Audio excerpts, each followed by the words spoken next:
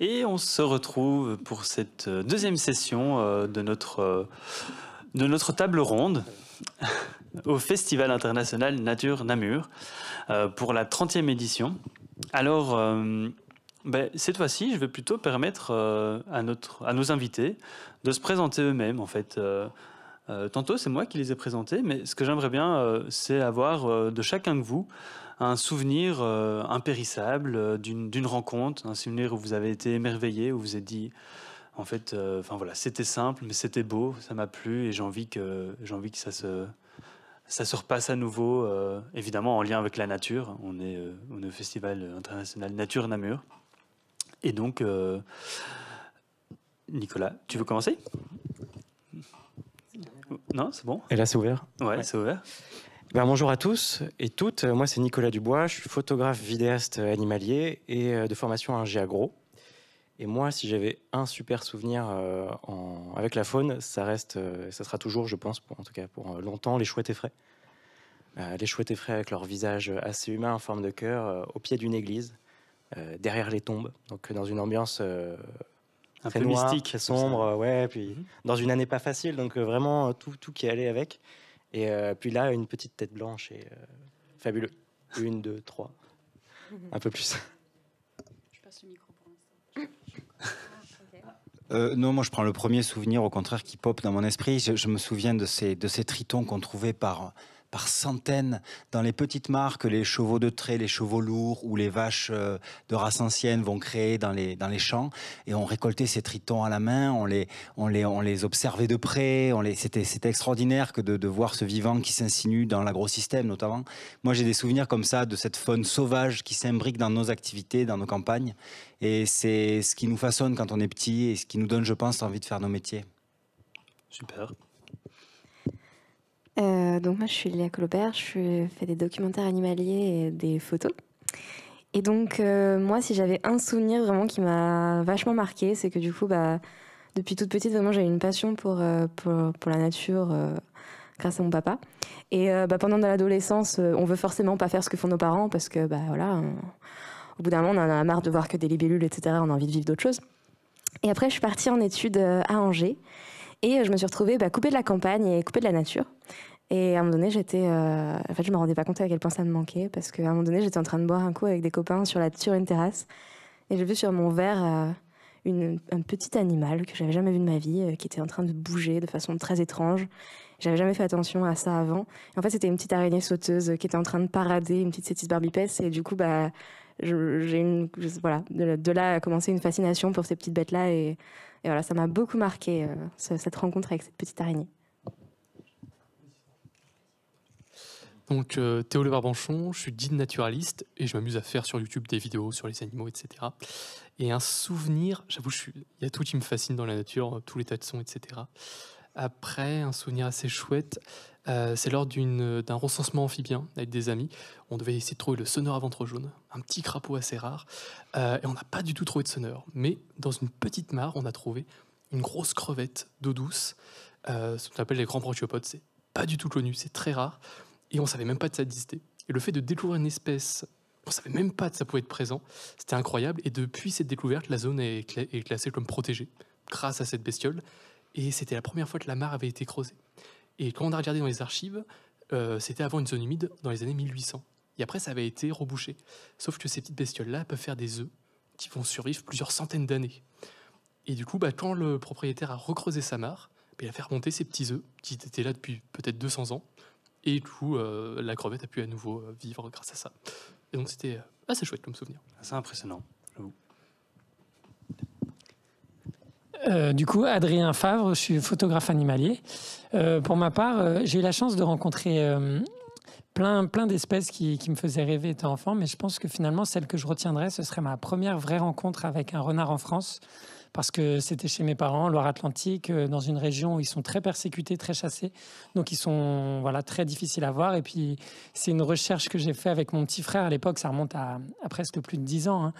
Mais la première rencontre de cet animal comme ça, qui est finalement très commun dans nos campagnes, cette première confrontation avec un renard, pour moi, c'est un souvenir incroyable et ça prouve qu'on n'a pas forcément besoin d'aller à l'autre bout du monde ou de voir des espèces extrêmement rares pour s'émerveiller de la nature.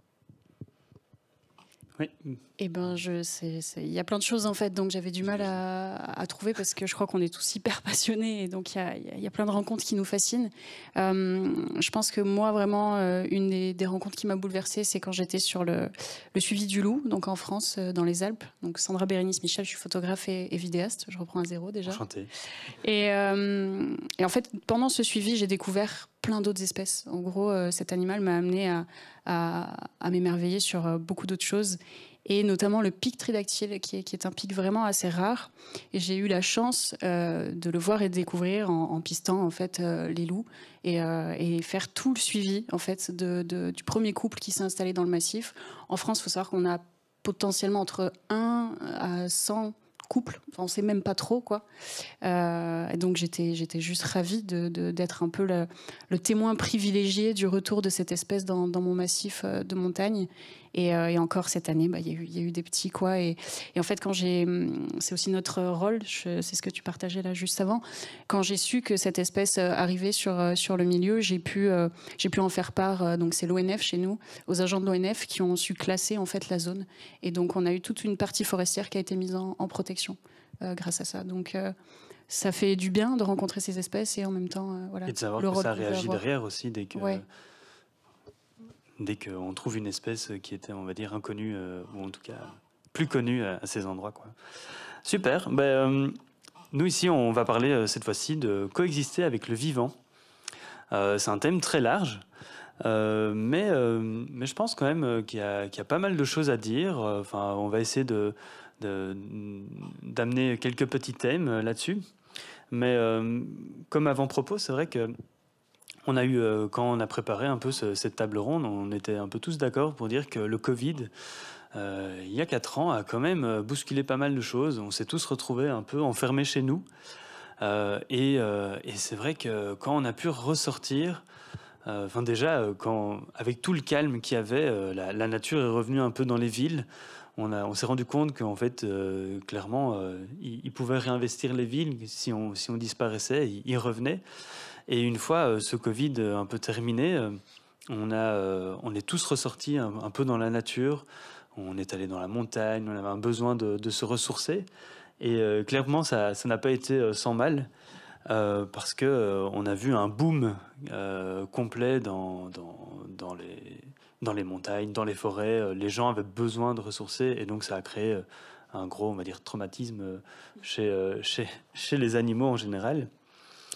Mais du coup, clairement, ça pose la question sur comment est-ce qu'on peut coexister avec le vivant pour, à la fois, nous, pouvoir profiter de cette nature et en même temps pouvoir la laisser s'exprimer, elle, pouvoir éventuellement réinvestir nos villes. Alors, certains animaux le font en Belgique, en France, en Italie. C'est pas forcément toujours évident. Ça crée quand même pas mal de problèmes. Parce que, on va dire, parfois ils sont nommés comme indésirables alors qu'ils sont juste là. Est-ce que enfin, voilà, on a parlé du renard effectivement tout à l'heure, qui lui est parfois et souvent en fait nommé à tort comme nuisible. Effectivement, il vient un peu s'attaquer aux poules.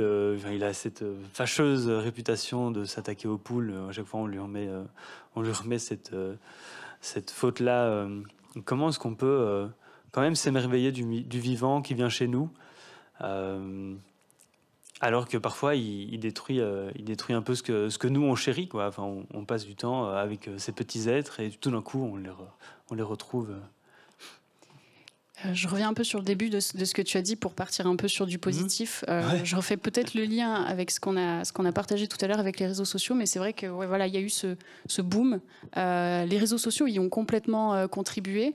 Il y a eu notamment, par exemple, chez nous, un hashtag Wild Photo at Home pendant le Covid, qui a développé vraiment un engouement en fait de la plupart des gens qui s'étaient enfermés chez eux à observer les petits oiseaux en fait, qu'ils avaient à la fenêtre, ou pour ceux qui avaient la chance d'avoir un jardin au jardin. Et derrière, effectivement, il y a eu de plus en plus de photographes, mais des gens qui, pour avoir encore accès en fait à cette faune, pouvoir l'observer, ont peut-être installé plus de mangeoires, plus de nichoirs, et ça, pour le coup, peut-être que ça a apporté finalement quelque chose de positif. Ok. Il y avait quelque chose notamment avec le coronavirus, c'est qu'on avait beau tous porter des masques, on avait un grand besoin de respirer et de s'aérer. Et en fait, on a cru peut-être aussi à tort que ça allait être un espèce de renouveau, une prise de conscience sur l'écologie, sur la planète, la protection des animaux dans son ensemble. Mais j'ai l'impression que ça a été un peu une vague qui s'est créée et finalement qui n'est pas allée au bout qui est retombée assez vite, et on n'est pas vraiment allé au bout des choses. Tu soulignais tout à l'heure, notamment pour le renard, c'est vrai que moi, par exemple, le coronavirus, ça a été le déclencheur de plein de choses, notamment le fait de quitter des milieux urbains pour aller vraiment vivre à la campagne, dans des petits villages, et du coup aussi de me confronter, moi, en tant qu'être humain, aux animaux, et un peu sortir de cette société humaine anthropisée qu'on a construit depuis des siècles, et de me confronter vraiment à la vie sauvage. Tu parlais des poules notamment, moi ça a été aussi le début du fait d'adopter des poules, d'avoir des poules chez moi, et puisque je passais mon temps à dire qu'il ne fallait pas tuer les renards parce qu'ils attaquaient les poules et que c'était pas bien, mais j'avais envie aussi de savoir comment c'est de cohabiter avec la faune sauvage quand on a des animaux auxquels on tient et puis qu'on a très peur finalement qu'il leur arrive quelque chose.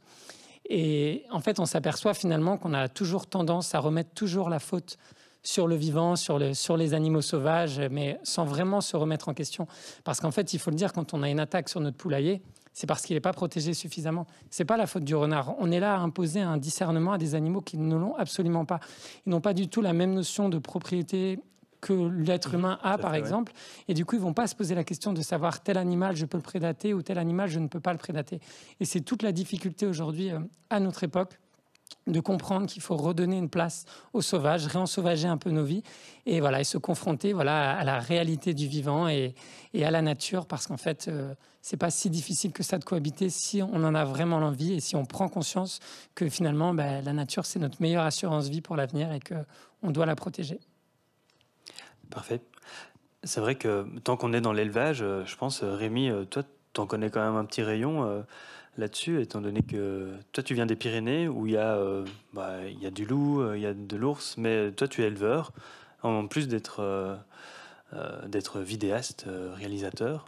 Comment ça se passe, toi, de ton côté, la coexistence, la cohabitation Il y a un terme qu'on a un peu oublié, c'est que la vie domestique, c'est une forme de biodiversité. C'est une biodiversité adaptée à des paysages. Et aujourd'hui, si on consomme en grande majorité des races industrielles issues d'un système d'élevage industriel, qui d'ailleurs ne mériterait même pas le terme d'élevage, le qualificatif d'élevage, cette biodiversité, elle a, de par sa proximité des hommes, elle a des choses à nous apprendre. Et elle est souvent un sas entre la vie des hommes et la vie sauvage. Et c'est en ça que moi je la vois, et j'élève des races anciennes que j'essaie de conserver à ma modeste échelle, mais c'est un travail très collectif de plein d'éleveurs amateurs en France et probablement en Belgique aussi et dans plein de pays. D'ailleurs, la Belgique est très connue pour l'élevage.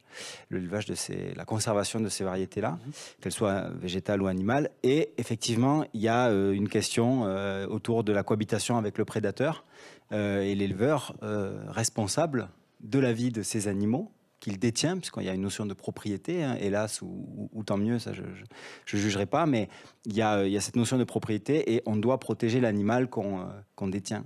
Et donc, évidemment, ça sous-entend des difficultés quand on doit coexister avec le renard quand on est éleveur de poules, ou avec le loup ou l'ours quand on est éleveur ovin, caprin, voire bovin, équin ou autre. Et effectivement, moi, je ne vais pas rester trop longtemps avec le micro, mais c'est pour parler, moi ce qui m'intéresse beaucoup, c'est de parler d'acculturation.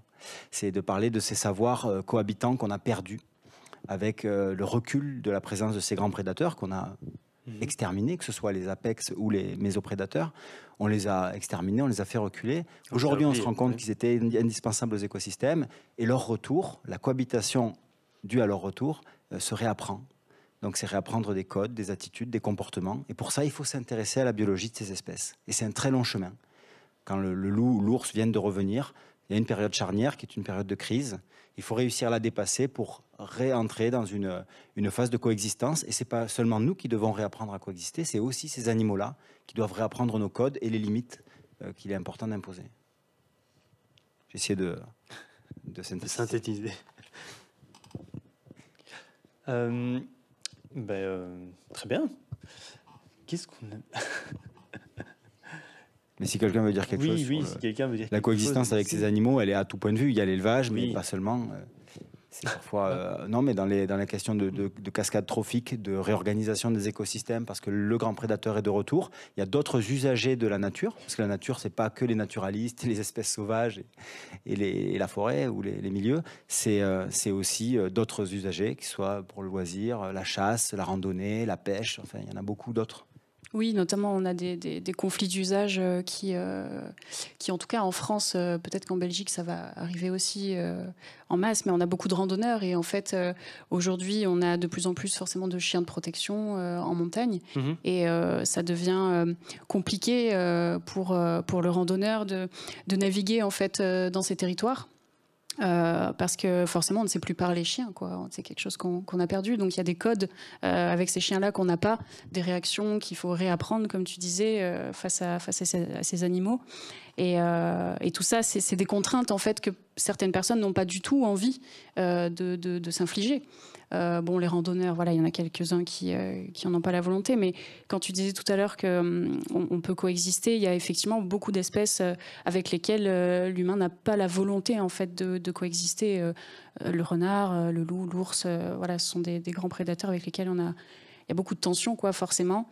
Et ça s'entend, en tout cas, pour les pays où l'animal avait disparu, parce qu'il y a eu une forme en tout cas pas de confort, mais d'amélioration dans la profession pastorale, avec du temps qu'on pouvait vraiment donner à d'autres activités, peut-être plus de temps sur la traite, plus de temps sur l'administratif, alors que maintenant ça demande presque un temps complet sur la surveillance de nos animaux.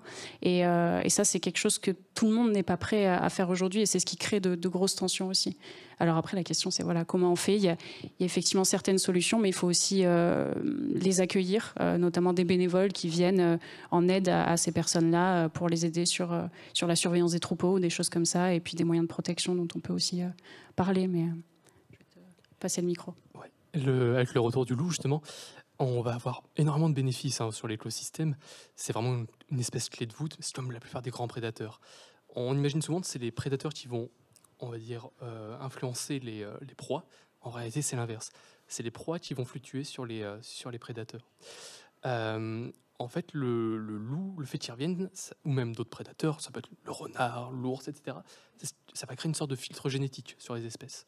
Aujourd'hui, on a beaucoup de maladies. On a peur aussi des maladies. Par exemple, la maladie de la rage, etc., qui a totalement disparu. Mais même, par exemple, avec le blaireau, etc., qui peut causer parfois, dans certains cas très rares, ça peut donner des maladies au bétail, etc. Le fait que les prédateurs reviennent, ça va créer un filtre génétique. Tous les animaux plus faibles, malades, etc., souvent vont se faire manger en premier. Et on a remarqué qu'avec le retour du loup, les populations de chevreuils, de cerfs et les proies qui étaient justement chassées étaient en meilleure santé et avaient beaucoup moins de maladies, et seuls les plus forts survivaient. Et du coup, aujourd'hui, avec la disparition des prédateurs ou la chasse, par exemple, au renard, au blaireau, etc., eh ben, on a plus de maladies. Bon, par exemple, on a la maladie de Lyme qui se développe énormément à l'endroit où il y a la chasse au renard. Parce que pour le tic, il a besoin pour ses premiers stades de développement, il faut des petits mammifères.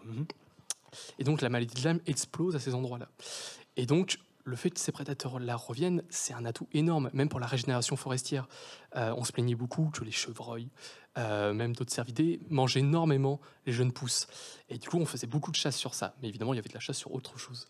Et le fait que le loup revienne, du coup, ces cervidés, ils sont moins en nombre. Enfin, il y a beaucoup moins de cervidés. Ça marche très bien. Par exemple, dans la Drôme, on a une diminution de 30% du chevreuil du sanglier dû au retour du loup. Et donc, on remarque une meilleure régénération forestière. Donc voilà, ça, c'est des points à prendre en compte. Malheureusement, aujourd'hui, avec l'économie actuelle, ces prédateurs ont du mal à faire leur place.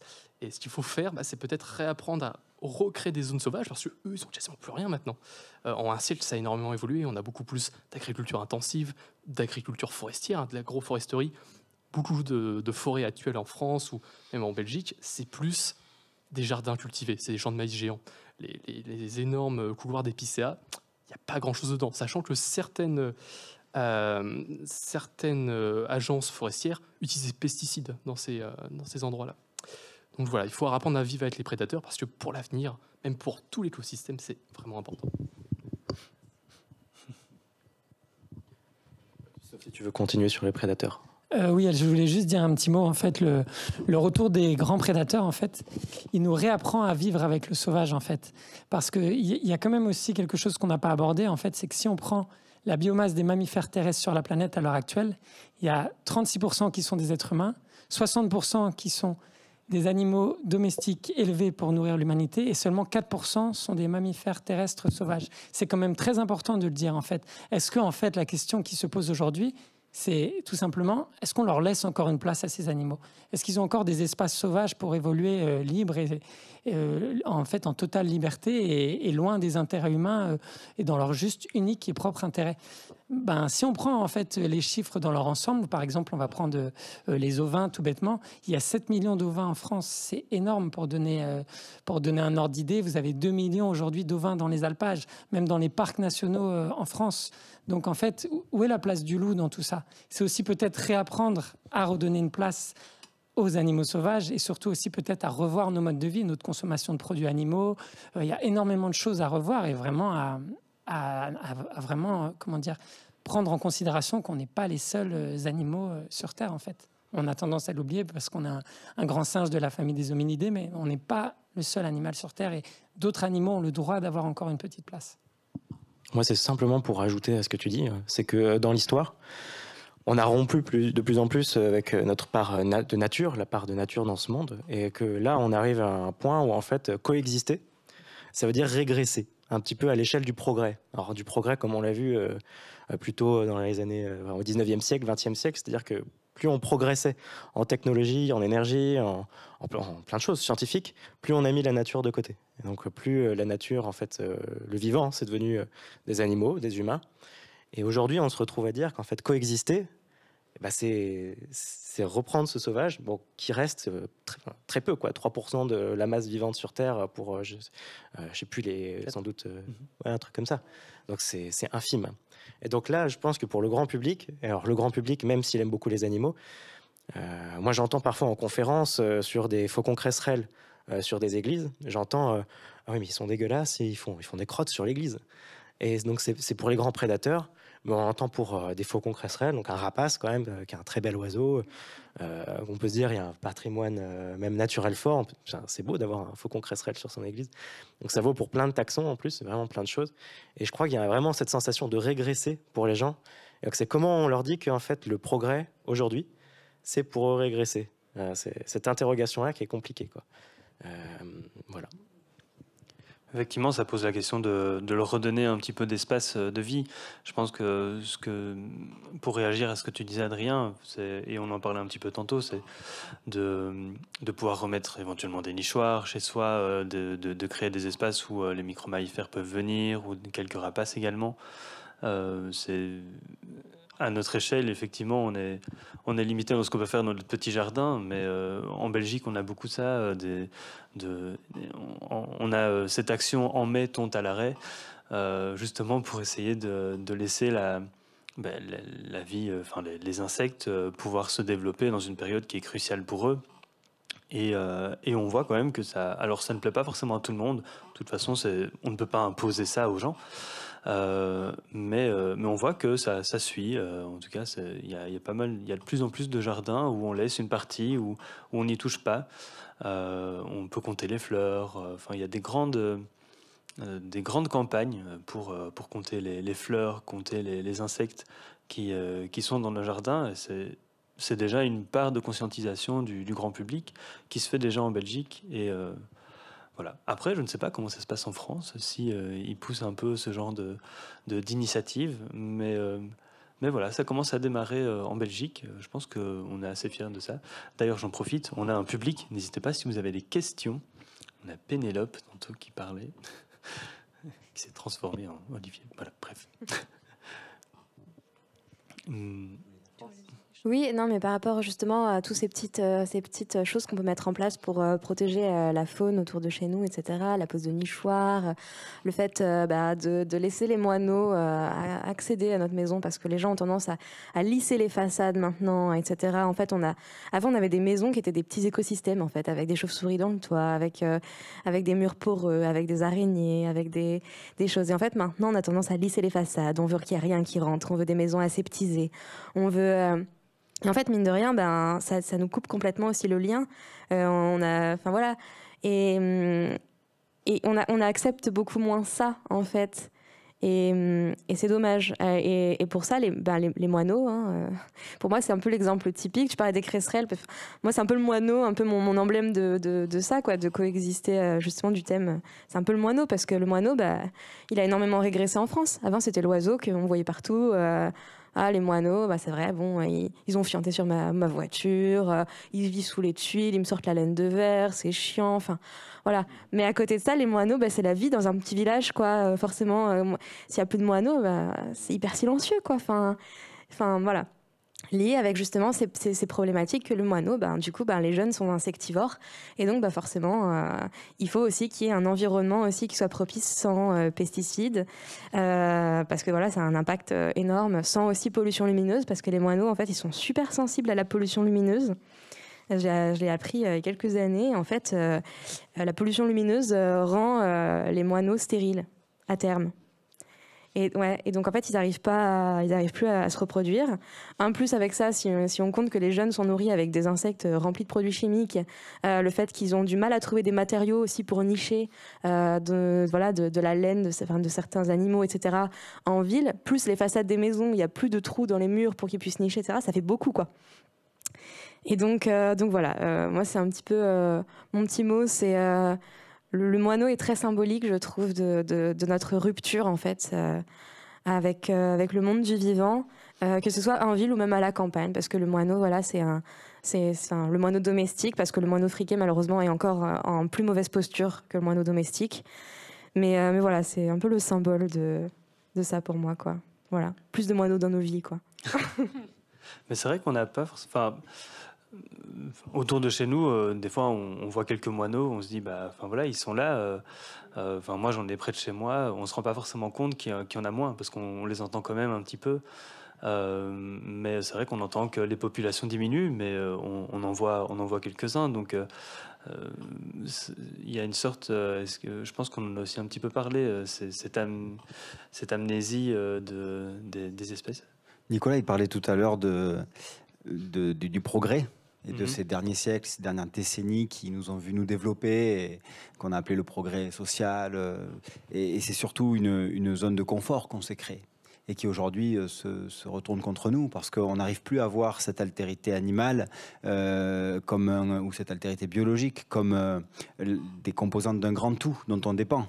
On est beaucoup sur l'aspect nuisible, sur l'aspect diminution de notre confort parce qu'un moustique nous pique, parce qu'un moineau tire la laine de verre, parce qu'un renard prend une poule de temps en temps. Et autrefois, il y avait ce bon sens paysan quand même qui laissait davantage de place à ce qui pouvait éventuellement nous déranger occasionnellement, mais on était quand même beaucoup plus conscient du rôle de chacun. Et il y avait un vivre ensemble bien plus développé qu'aujourd'hui. Et bien sûr que l'ultra-urbanité qu'on connaît...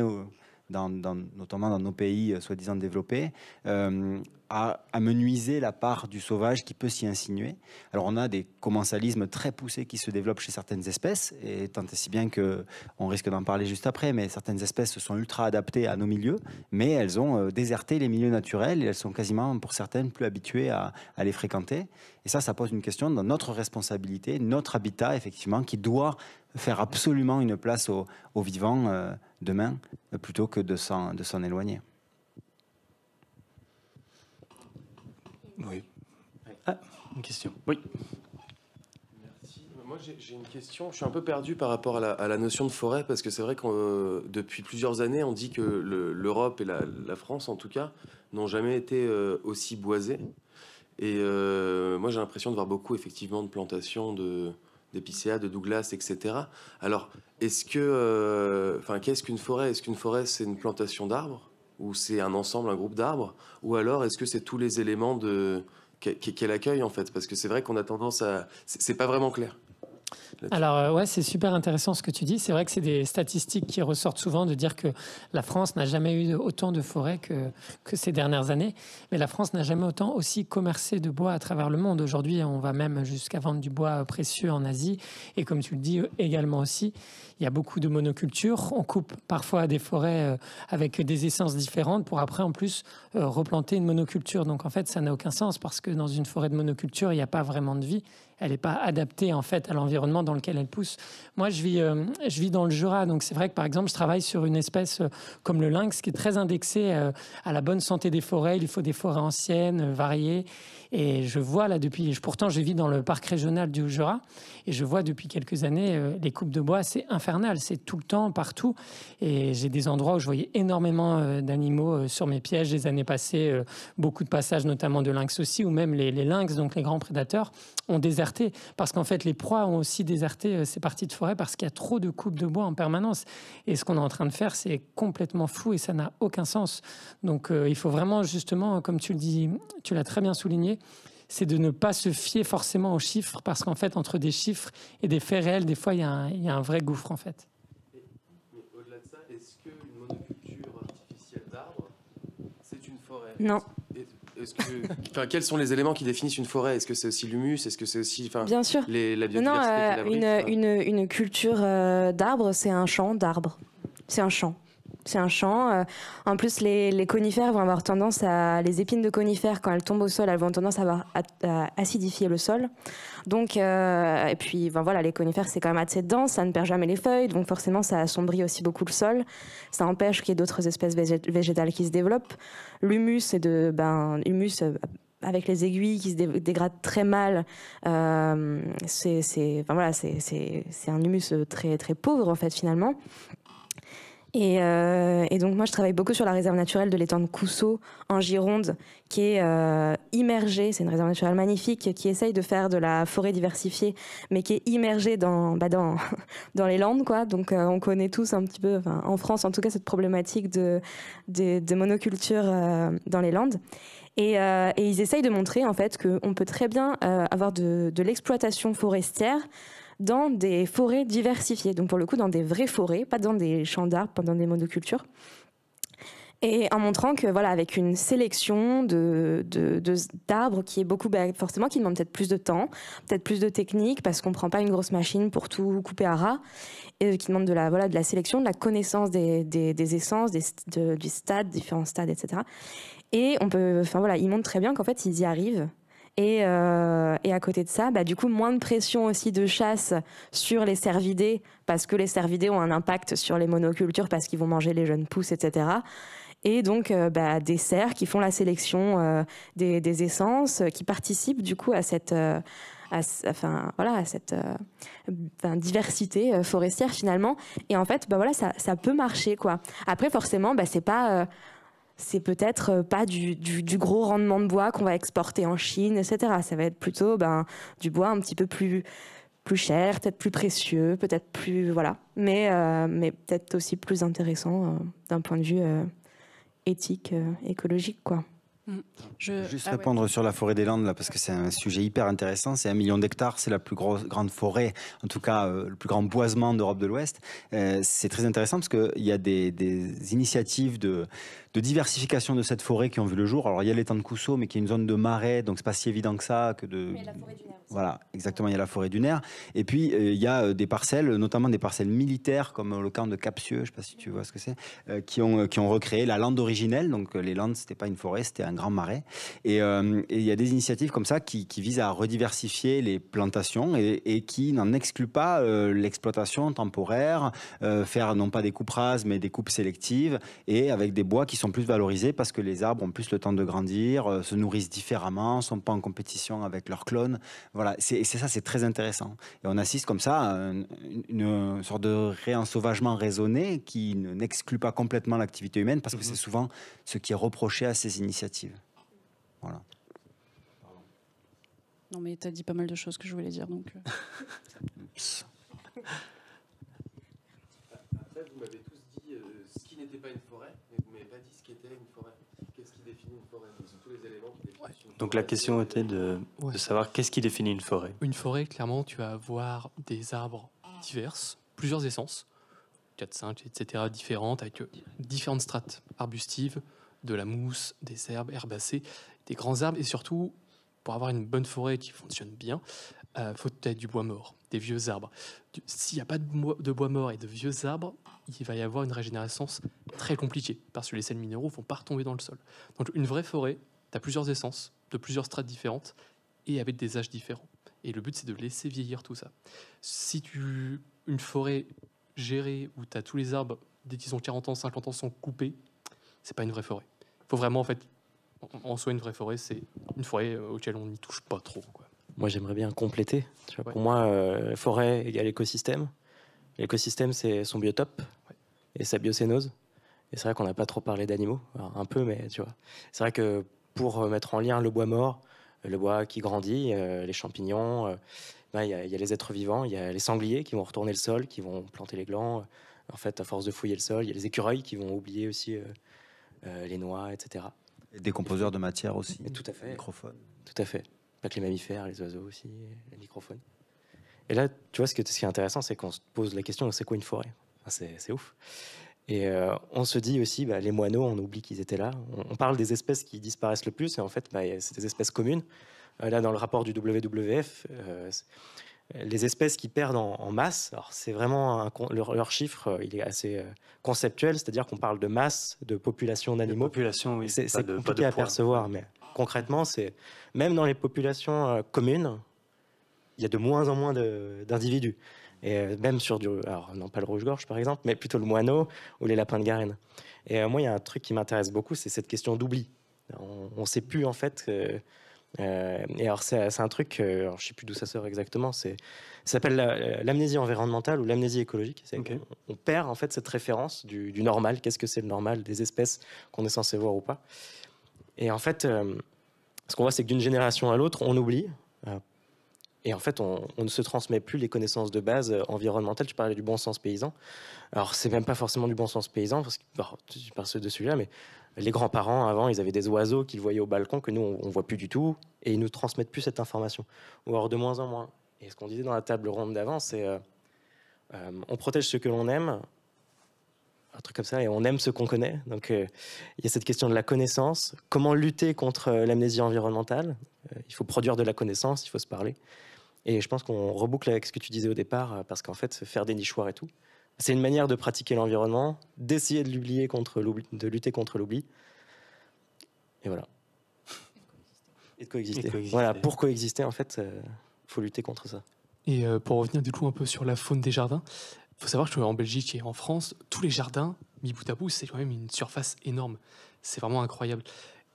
Si chaque personne qui avait un petit jardin, un petit espace, plantait des espèces locales, des essences, des plantes, faisait un petit muret en pierre, ou ne serait-ce que creuser une mare ou mettre des arbres fruitiers, et rien que ça, parce que maintenant on a énormément de faune qui dépendent maintenant que de nos habitats à nous, ça augmenterait énormément les espèces.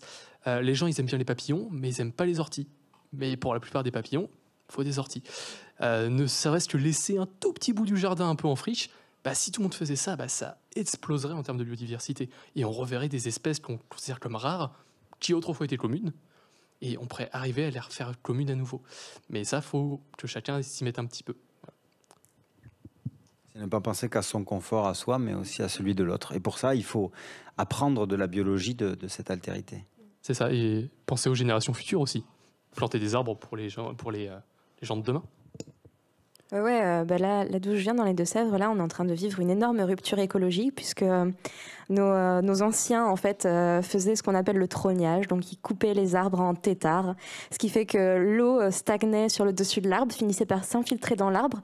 Après, avec tout ça, forcément, les champignons, les insectes du bois commençaient à rentrer dans l'arbre, etc. Ça créait plein de micro-habitats au sein de l'arbre. Les cavités devenaient de plus en plus grandes, donc les mammifères, les jeunettes, les chouettes en profitent énormément. Et actuellement, en fait, on est en train de perdre cette tradition du trognage. Et en fait, les gens ne plantent plus d'arbres, ne les coupent plus en trogne, parce que maintenant, on chauffe à l'électrique. On n'a plus cette volonté de couper les têtes des arbres pour récupérer les branches, pour soit faire de la nourriture pour les bêtes, parce qu'on donnait aussi des branches aux bêtes, des rameaux, le bois de chauffage, etc. Et en fait, là, en ce moment, ça ne se fait plus. On ne plante plus, on ne coupe plus en tétard. Et nos vieux arbres, qui sont des chênes têtards, des frênes têtards, sont en train de... il y en a encore plein qui sont morts, encore sur pied, creux, ou alors ouverts par la foudre, etc.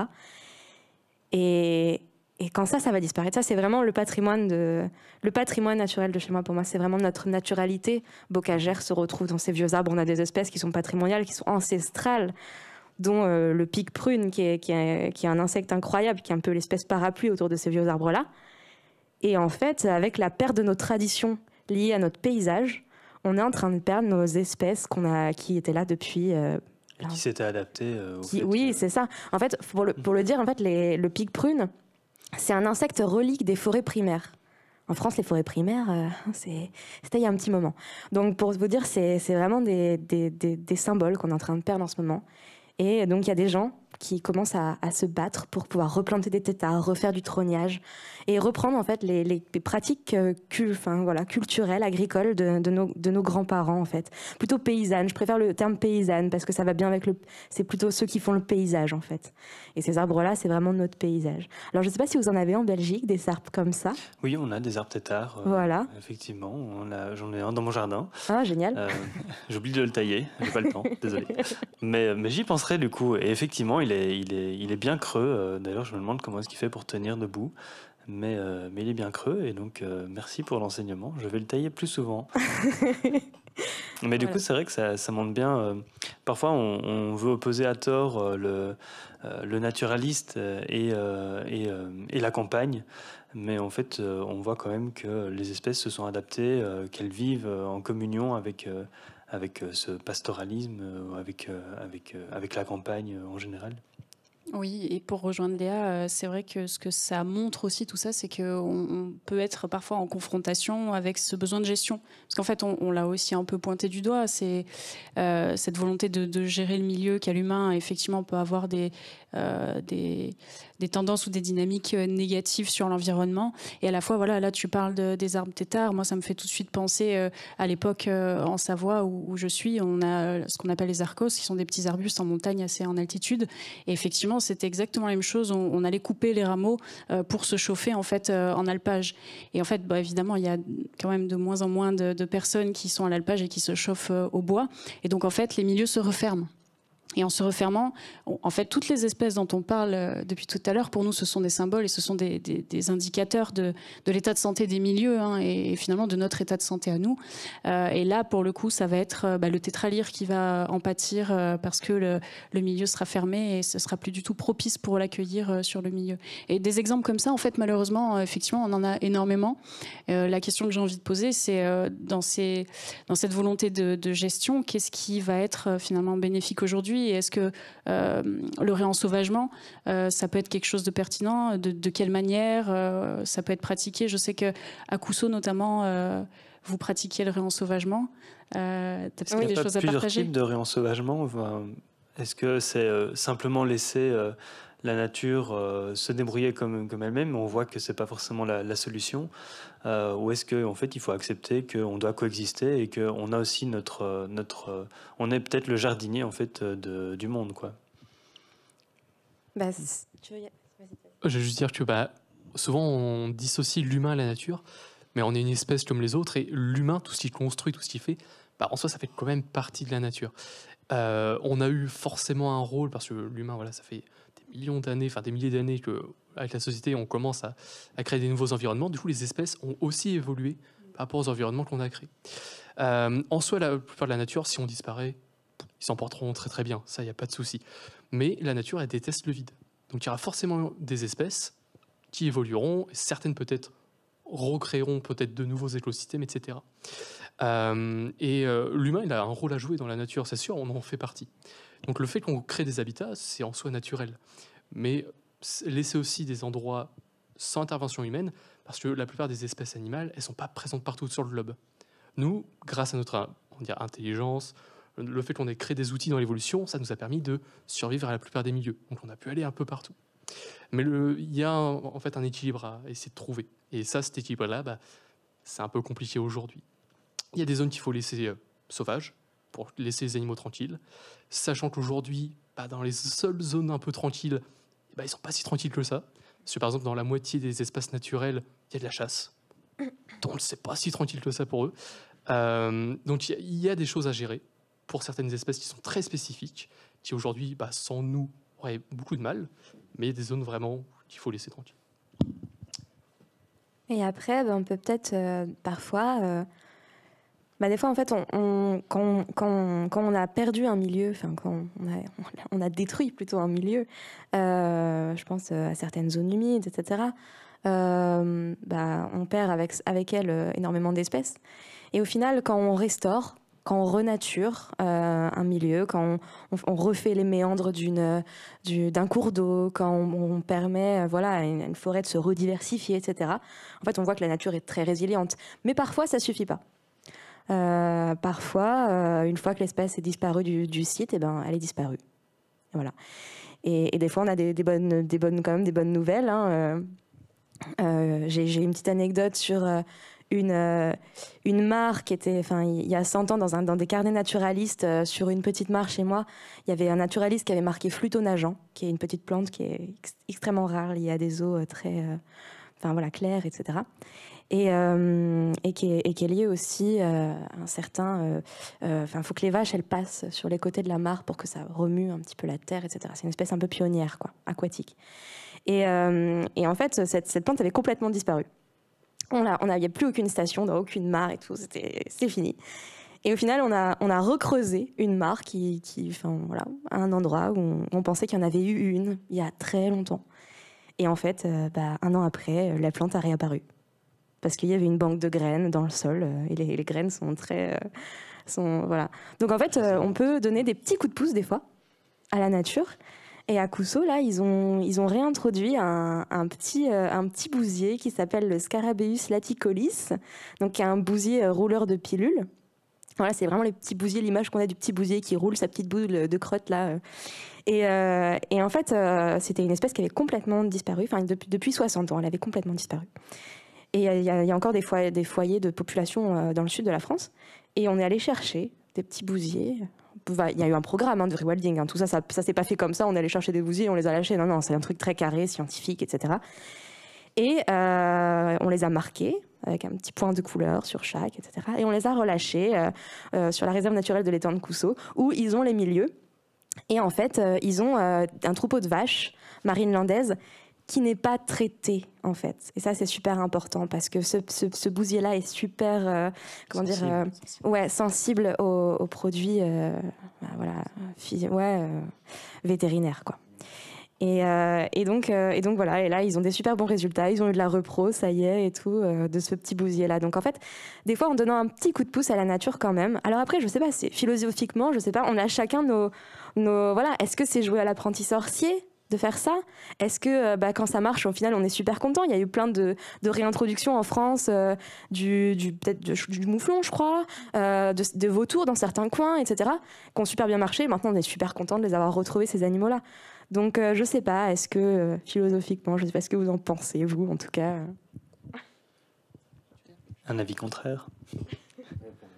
Parce qu'il en faut. Ah oui. Non, je pense que le réensauvagement, ça peut être un super outil, à condition d'être vraiment encadré, dans des programmes scientifiques avec beaucoup de prospective, vraiment de se poser des questions. Tu parles de cryptozoologie, je sais dans ton travail un petit peu, ça t'intéresse, et je pense qu'il y a un petit peu de ça, donc se poser des questions sur qu'est-ce qui a pu exister, pourquoi, comment. Et moi, j'ai fait de la restauration écologique. J'ai refait justement du reméandrage de cours d'eau dans une vie professionnelle passée, en baie algues vertes, donc en plus avec un gros sujet agricole vraiment tendu. Et moi, je me suis senti un petit peu à piloter ces travaux de reméandrage où on remet dans le talweg en fait des cours d'eau. Les cours d'eau, ils ont été déplacés dans l'histoire récente agricole, dans les 80 dernières années, même avec plutôt le rebond agricole. On a déplacé les cours d'eau pour qu'ils aillent sur des limites parfois de communes. Pour agrandir sa commune, on déplaçait le cours d'eau, où les agriculteurs ont fait à une époque pour augmenter leur rendement, et ça donne plein de problèmes. Il y a des parcelles inondées, des nappes qui sont complètement dysfonctionnelles avec des inondations, on ne sait pas d'où elles viennent, on ne sait pas comment. Pour les poissons, il y a plein de sujets, de problèmes, ils ne peuvent plus remonter les cours d'eau, enfin, beaucoup de sujets. Et moi, j'ai vu des techniciens où je me suis ressenti en tant qu'ingé sur le milieu à être un peu plein de pouvoir sur ce qui se passe. Et enfin, pas en le faisant au doigt mouillé, puisqu'on le faisait avec des analyses, mais c'était quand même de la prospective. Il y avait un pari, un peu. Et cette question du pari, moi, aujourd'hui, elle me pose question. J'ai pas l'impression d'être dans Jurassic Park, mais c'est pour grossir le trait. C'est-à-dire, on y va, on fait un truc de dingue, on va prendre des bisons dans des trains, on va traverser la Russie et on va les renvoyer. On espère que ça va marcher. Donc ça, c'est mon premier point. Enfin, c'est vraiment une sensation, hein. Parce que je connais pas assez vraiment en fait le rewilding scientifique, à quoi ça correspond, à quel point c'est poussé. Je suis sûr qu'il y a des trucs vraiment super. C'est plutôt un point d'intention. Et le deuxième, c'est que c'est un petit peu la peur que ça devienne aussi un outil capitaliste, en fait. C'est que ce soit un petit peu une activité économique de faire du rewilding. C'est plutôt un point d'attention. Je me dis, faut pas que ce soit pour créer une zone, pour en tirer du bénéfice économique. Enfin, faut que ce soit fait pour vraiment un intérêt écologique, patrimonial, de conservation, ou même de réintroduction pour relancer. Et je me dis, il y a des endroits où est-ce que c'est pas pour accueillir des touristes? Est-ce que c'est pas pour faire des tours? Je sais pas, mais c'est un point de peur, quoi. Et il y a ça aussi... peut nous dépasser. Ouais. Pardon. Il y a aussi une grande question aussi qu'il faut également se poser, c'est qu'on parle depuis tout à l'heure de réensauvagement ou même de réintroduction, mais il y a tout un travail en amont qui est à faire auprès de la population locale souvent pour pouvoir arriver à faire une bonne réintroduction. Il y a un exemple aussi qui est très intéressant, par exemple dans les Vosges dans les années 2000, ils ont réintroduit une vingtaine de lynx. Tous ces lynx sont morts, la plupart braconnés ou par collision routière. Donc en fait, c'est pas si simple. Il y a tout ce travail aussi d'arriver à intégrer dans une nature déjà existante, des espèces qui n'y sont plus, dans une société humaine qui n'a pas forcément ni l'envie ni la place pour eux.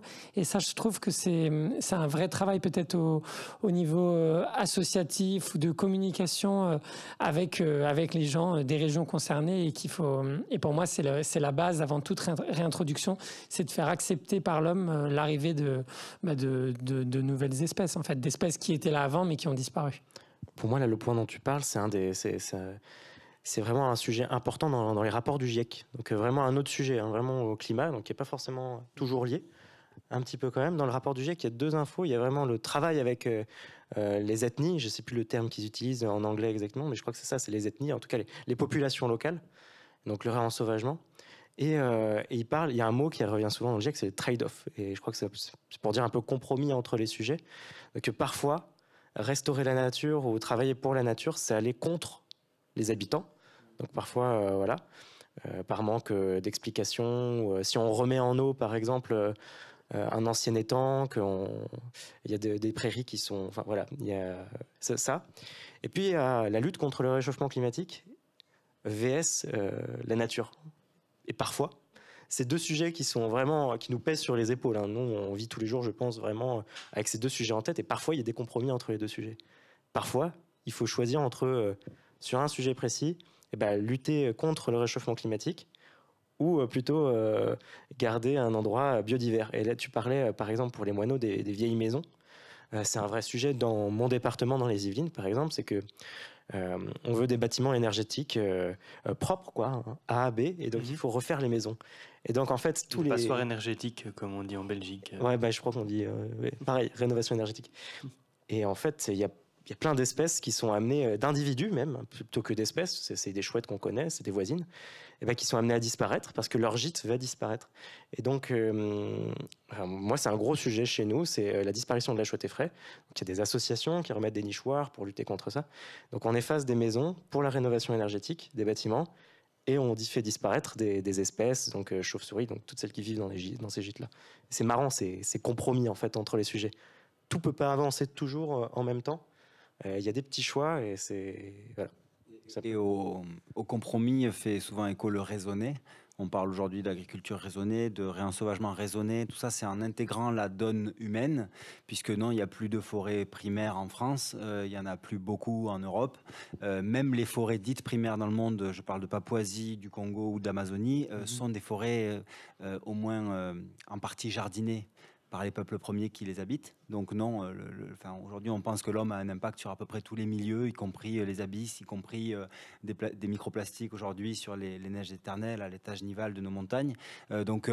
Aujourd'hui, effectivement, il faut intégrer la donne humaine et à la fois intégrer une nouvelle donne biologique sauvage, tout en questionnant qu'est-ce que le sauvage, qu'est-ce que la biodiversité chez nous aujourd'hui, avec bien sûr ce que nous avons causé comme changement en elle-même. Et on parlait des espèces invasives, de ces exotiques qui font aujourd'hui partie de la biodiversité. Alors c'est bien beau de vouloir les exterminer, mais aujourd'hui on est passé à un stade un peu différent, c'est-à-dire on ne peut pas les retirer du milieu. On ne saura pas de toute façon. Voilà, il faut composer avec eux et ça rejoint un peu la question, le propos lié au réensauvagement, c'est que réensauvager c'est bien, mais qu'est-ce que le sauvage et quel sauvage on est prêt à accepter demain ? Il y a un exemple qui est intéressant comme ça, notamment en Inde, avec le projet Tiger, je crois que c'est dans les années 70, où il restait peut-être 1500 tigres sur la planète, je crois qu'il y avait 75% de la population qui est restée en Inde, et puis ils ont ouvert tout un tas de parcs nationaux comme ça un peu partout, et puis finalement ces forêts se trouvaient à proximité de zones encore habitées, donc il y avait ce qu'on appelle des buffer zones, des zones tampons autour des forêts, où il y avait encore des habitants, et petit à petit le gouvernement indien a un peu chassé ces habitants, donc ça allait à l'encontre de l'intérêt des hommes. Et puis on a fait en sorte que la population de tigres se développe. Ça mène aussi à des accidents. Je crois qu'il y a à peu près 80 morts par an en Inde sur des attaques de tigres. Mais pour y être allé là-bas et pour avoir travaillé avec le milieu associatif indien, notamment, ça remonte à 2014-2015, c'était très intéressant de voir que la population locale aimait vraiment le tigre et avait un rapport presque tel une divinité avec le tigre. Et j'ai trouvé que c'était très intéressant. Moi, il m'a été amené d'interviewer un monsieur qui avait perdu sa fille de 18 ans, donc qui fait partie de la caste des intouchables, donc des gens qui n'ont rien. Et c'était sa fille la plus âgée qui avait fait des études et qui était censée nourrir la famille dans les années qui allaient venir pour assurer le bien-être de tout le monde. Et en fait, il avait vu sa fille se faire attaquer par un tigre dans son jardin et se faire tuer par un tigre. Et en fait, la politique à l'époque, c'était quand un tigre attaquait un être humain, c'est que souvent il était abattu. Et en fait, ce monsieur-là, en discutant avec lui, m'avait dit, enfin pas qu'à moi, mais aux gens qui étaient présents, qu'en fait, lui, il avait milité pour que ce tigre ne soit pas tué. Et c'était 3 ou 5 ans après, je ne sais plus, après l'attaque, quand je l'ai rencontré. Le tigre était toujours en vie et cette personne avait eu des mots assez magnifiques en me disant mais les tigres étaient là avant nous et on doit les respecter. Et j'ai trouvé que c'était quelque part une certaine résilience et une vraie leçon de vie pour nous occidentaux qui avons tendance à tout vouloir contrôler. Et en fait, ces gens qui vivent quasiment avec rien avaient ce pouvoir-là de dire en fait les tigres sont présents et on doit leur laisser une place. J'ai trouvé que c'était vraiment très beau d'entendre ça de la part de quelqu'un qui avait perdu un membre de sa famille. C'est super ce que tu as partagé. Ça me fait penser à une actualité que Léa m'a partagée tout à l'heure et peut-être je vais pointer du doigt la façon dont dans les médias, en tout cas en Europe, en tout cas en France, on traite ce type de sujet. Peut-être que médiatiquement, tu vois, là-bas, il n'y a pas eu une flambée, une envolée de la communication sur ce tigre qui a attaqué cette jeune femme et que lui a pu accueillir aussi ce deuil différemment de par sa culture et autres.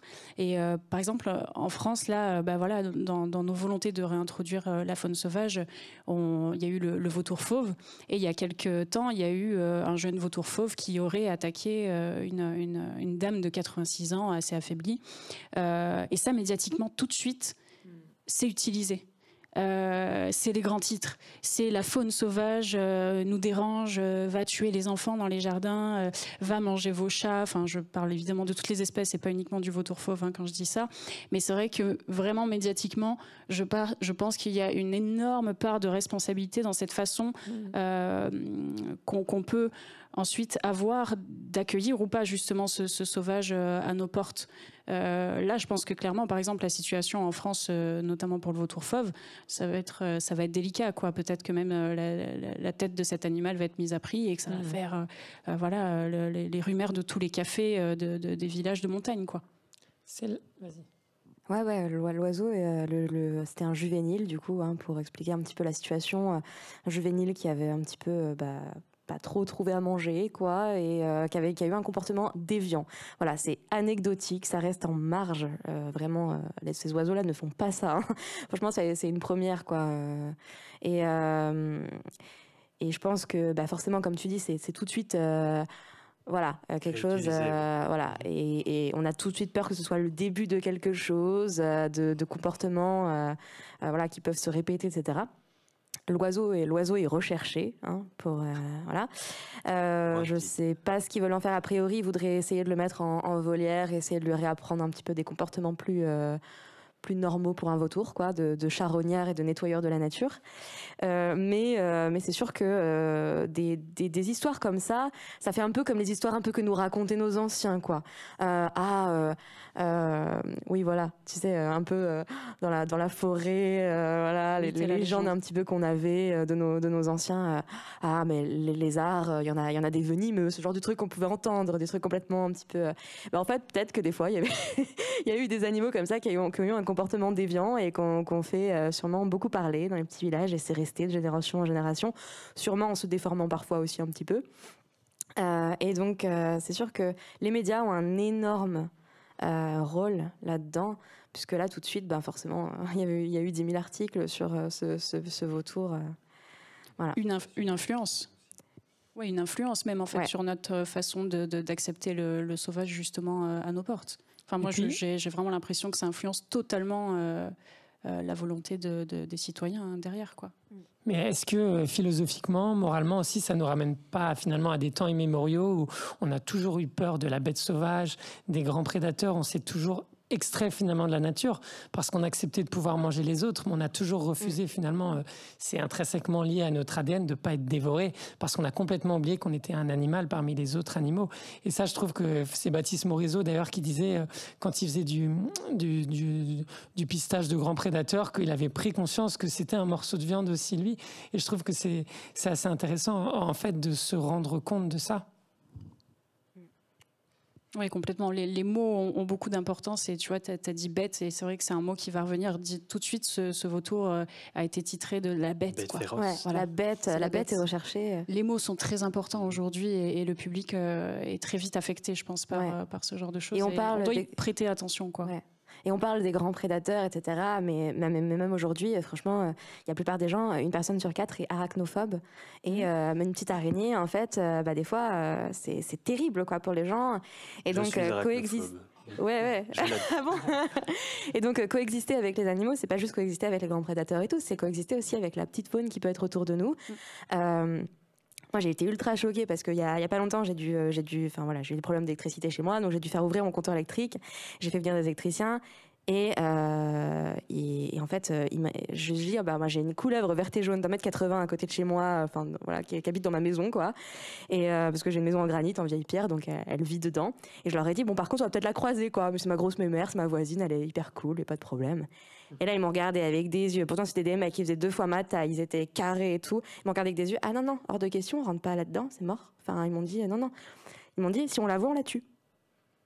Je dis, non, espèce protégée, déjà, au niveau de la réglementation, on vaut mieux pas. et moi, j'ai trouvé ça dingue, quoi, parce que j'aurais dit, mais c'est pas venimeux, il y a aucun problème. Enfin, j'essaye toujours de débunker et tout. Mais ils m'ont dit, non, mais c'est physique, en fait. On la voit, on lui met un coup de pelle. Parce qu'il faut remettre les choses dans leur contexte aussi et dire qu'aujourd'hui, je veux dire, la masse populaire a peur des grands prédateurs, des serpents, etc. Des araignées. Mais finalement, l'animal qui tue le plus au monde, c'est le moustique. Il faut toujours recontextualiser et faire prendre conscience aux gens. Il y a très peu d'attaques de requins dans le monde mortel, il y a très peu d'attaques de grands prédateurs, que ce soit des ours ou même des loups aux États-Unis. Je crois que c'est une tous les, je sais pas combien d'années. Donc, il faut vraiment recontextualiser. Et ce qui tue le plus aujourd'hui, c'est les moustiques. Ou l'humain. Ouais, pour le petit chiffre, il y a plus de morts par des noix de coco que par des requins. Voilà. Génial. Eh bien, sur ces belles paroles, du coup, je propose de terminer cette table ronde, la deuxième, du coup, et la dernière. Un grand merci à vous, en tout cas, de nous avoir rejoints pour cette occasion. On était vraiment hyper contents de vous recevoir au festival. Un grand merci à Bouquet qui a mis en place tout le dispositif pour pouvoir retransmettre ces petits lives sur YouTube.